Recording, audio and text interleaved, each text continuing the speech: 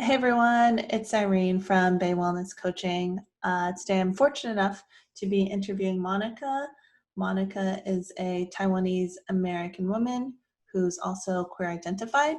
We'll be talking a little bit about her life journey and her story about how she decided to get into chaplain school and what she's up to right now and some of the changes that are going on during the coronavirus pandemic.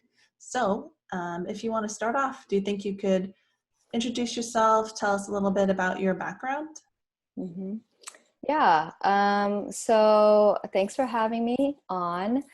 Again, my name's Monica, and I think how we got connected was because we actually come from the same high school. So we grew up in Fremont, California, in the Bay Area, and something that I always found interesting, especially the more I navigate my own journey, is that we actually grew up in a very predominantly Asian American community, which was a community that I think cultivated a lot of like what it meant to grow up under like immigrant parents. And I think a lot of that really influenced my own upbringing.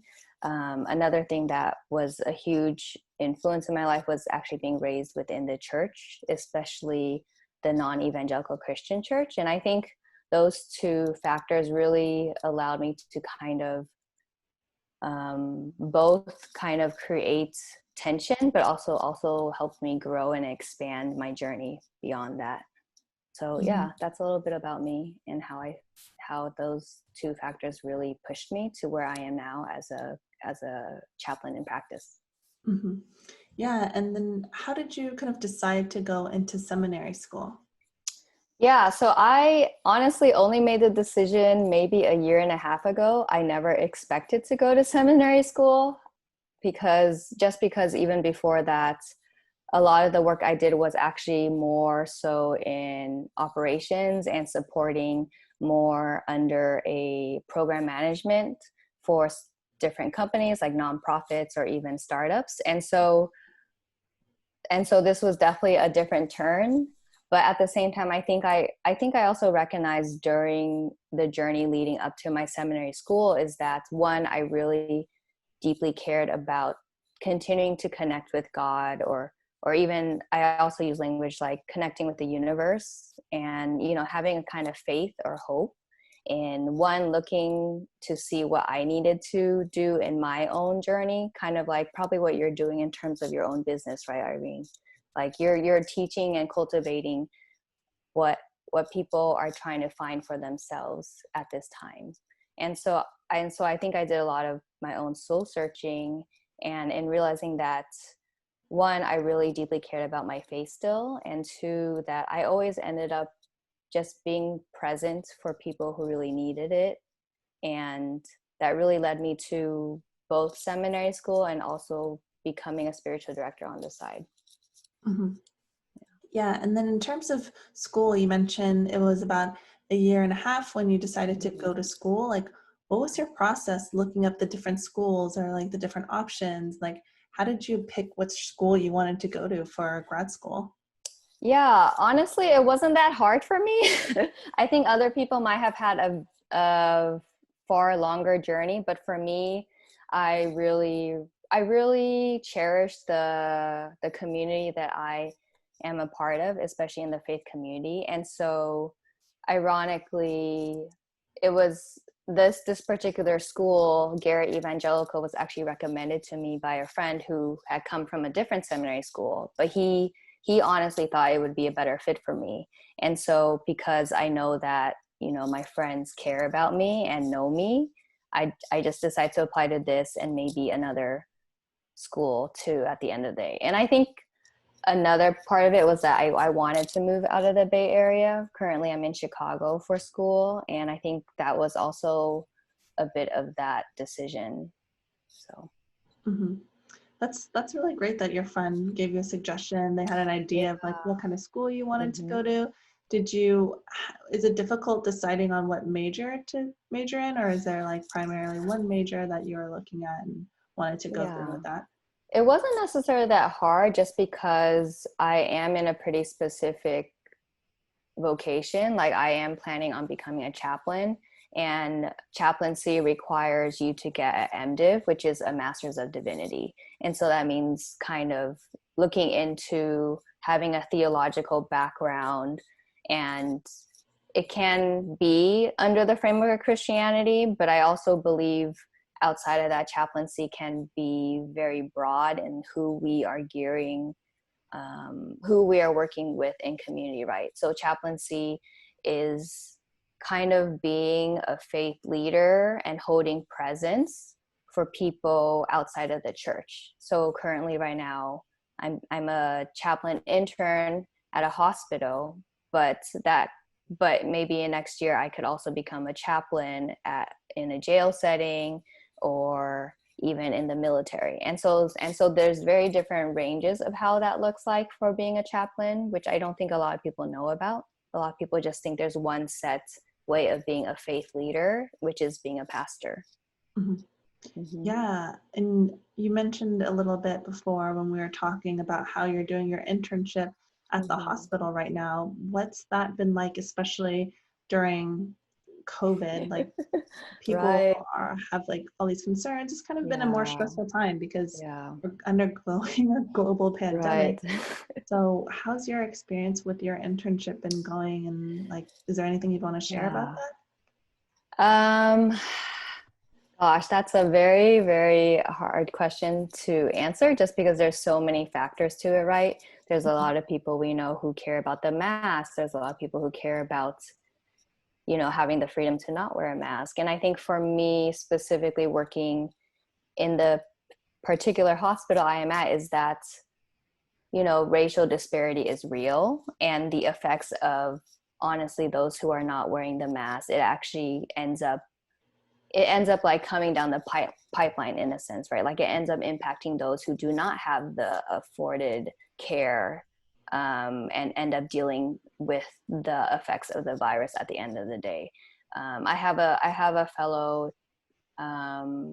fellow person in the same cohort as me, and he kind of basically described it as like, we are in a way not just grasping it from an institutional, like health institution of disparity, but like we are actually like learning to cope and strategize and work with the symptoms of this institution and what that means. And so I think that's like something to put in perspective, is that when I am there at work, like anybody else at work, you kind of forget that the virus is there, because you want to be there for people and you want to be in community there for people.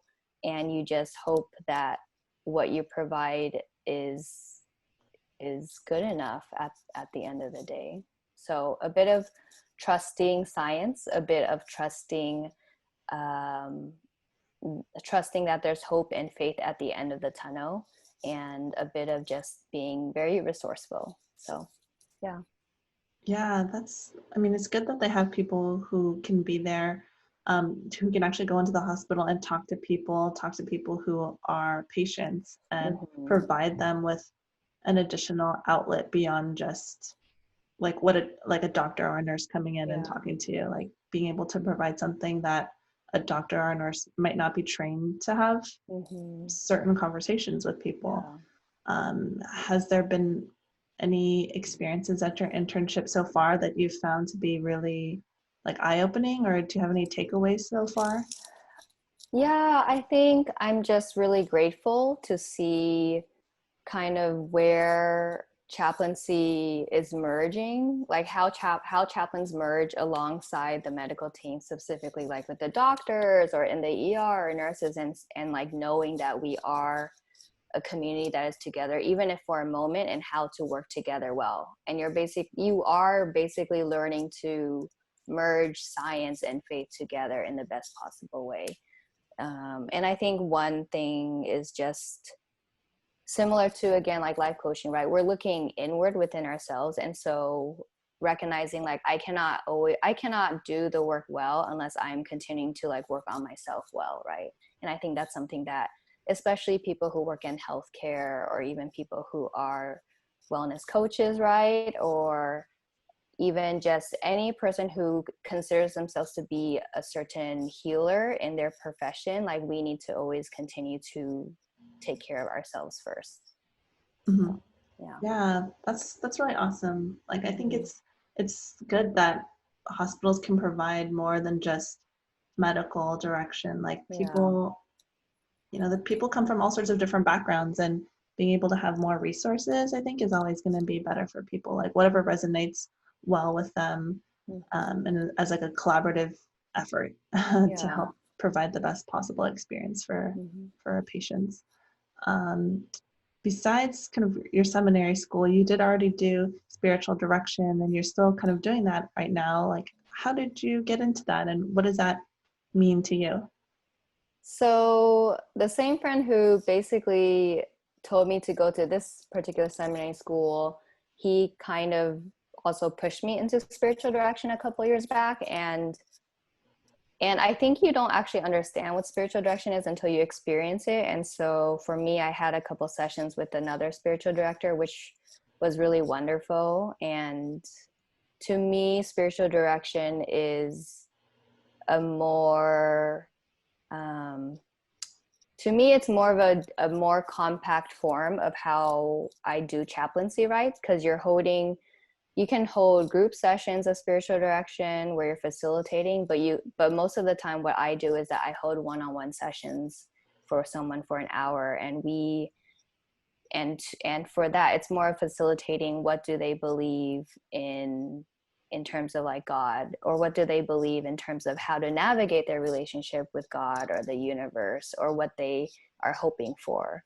And so for me, it's just holding space again. It's just holding presence. Because I think a lot of people nowadays, especially during this time, is that they just want someone to hear them, right? They just want someone to be present with them in the best possible way. And I think a lot of people don't realize how much of a gift that is. So, yeah. Mhm.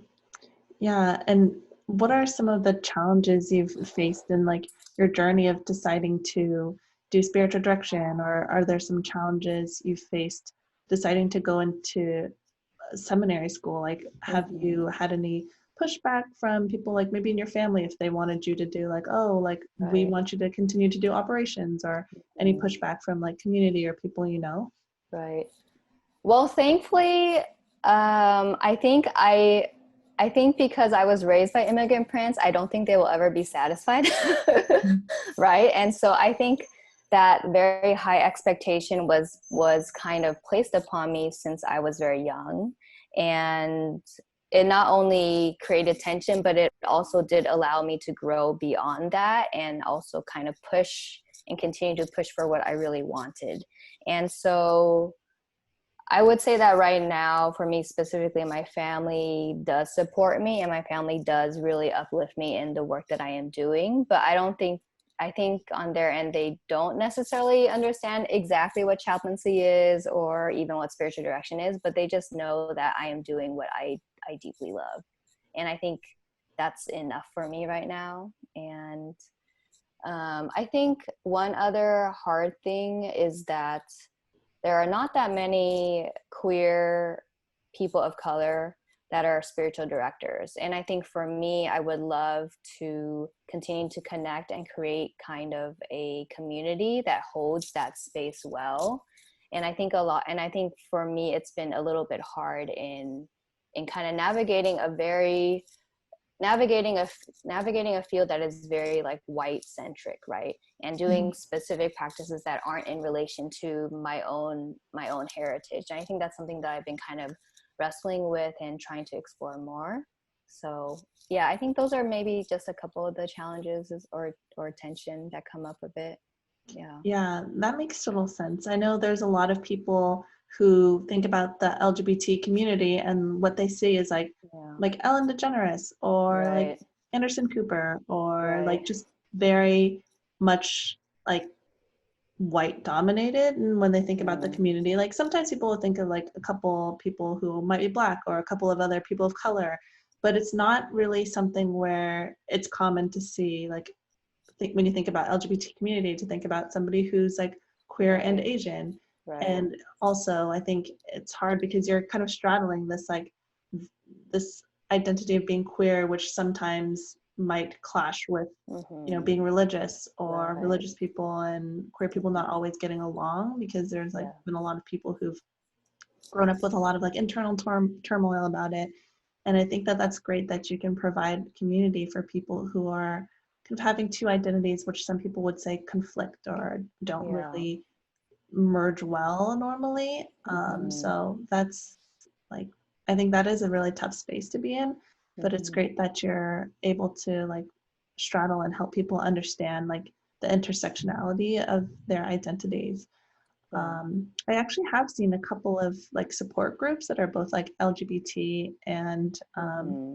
like Asian, or LGBT and Right. Christian, or even I even saw one group that is like LGBT, Asian, and Christian, or like a faith. Yeah. So Mm-hmm. like Mm-hmm. it's growing, but I think it's still Yeah. pretty small just because Mm-hmm. it's like a multiple lens of Right. being a minority. So like Mm-hmm. that's awesome that you can be assured in your identity and then feel like you can provide that for other people as well. Mm-hmm. Yeah. Yeah. Yeah. And then if people want to find out a little bit more about you and kind of your practice, like where would they go? Yeah, you can just find me. I have a website, which is monicatzeng.com, and you can just sign up and send me a message. And it's Monica Tzeng, so it's monicatzeng.com. And I think you'll probably just post it up somehow too. But yeah, you can find me on there if you want to even do a practice session. I offer 30-minute practice sessions for spiritual direction. And if you want to do a session with me, feel free to leave a message. Yeah. Yeah, I'll put that in the description and in the comments below. Kind of just wrapping up, is there anything you want to share about your experiences either with like with school, or anything that you think might be relevant to share with listeners if they're thinking like, oh, this is something that they might want to look into? Like, what would you kind of suggest? I think for me, the only way I was able to get here was because was really, I was deeply asking what I wanted to do in my life. And I think that's something that I was very persistent in asking myself. And so, you're knowing yourself at the same time of like trying to figure out what you want to do in life, and just hold tight to that idea that like you will get there eventually, and it's based on your own timing. Even if it seems like your community may not understand completely, but the people who do understand or who want to support you will also be there. And so just recognize that, and yeah, just stay to the path that you are hoping to get to. Yeah, I think that's a great way to put it. Like if like having people who support you and surrounding yourself with the people Yeah. who are supportive, who maybe will give you suggestions, like, and being open to whatever suggestions are provided, and really doing a little bit of digging internally to see like what it is that makes you happy and what it is that makes you feel inspired and continue going out to do that. So thanks again for sharing a little bit about your experience in seminary school, kind of how you chose to go into that. So I guess we'll just sign off. If anyone has any questions, feel free to drop them in the comments and let me know if you've looked into any types of graduate schools that are just a little bit less common, that people don't really talk about as much. If you found the video helpful, give a like, subscribe for more videos, and we'll sign off. As always, all together now, deep breath in. Deep breath out. Have a good rest of your day, everyone. Take care.